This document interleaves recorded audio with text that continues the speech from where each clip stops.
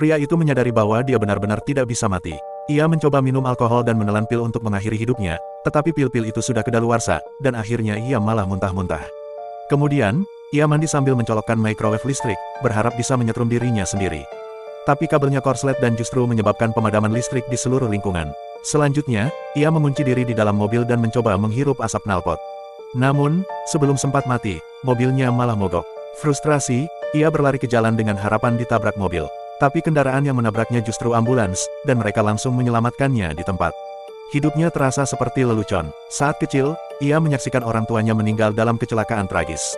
Saat dewasa, ia benar-benar sendirian. Ia juga seorang penulis, tapi tak satu pun bukunya pernah diterbitkan. Kini, bahkan upaya bunuh dirinya pun selalu gagal. Suatu hari, ia berdiri di jembatan, siap melompat ke sungai.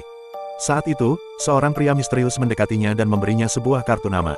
Pria itu berkata, jika ia tak punya keberanian untuk melakukannya sendiri, ia bisa menghubunginya. Tapi, yang kurang dari dirinya bukanlah keberanian, melainkan keberuntungan.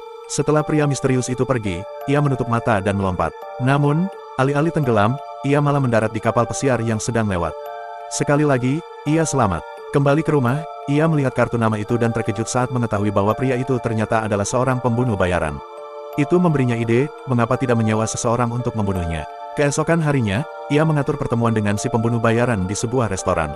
Namun, yang mengejutkan, si pembunuh ternyata seorang pria tua berusia 60-an tahun. Ia sempat ragu, tapi pria tua itu hanya tersenyum dan berkata, "Aku sudah membunuh lebih banyak orang daripada jumlah kamu mandi air hangat." Lalu, ia mengeluarkan sebuah buku kecil dan membiarkan pria itu memilih paket kematian.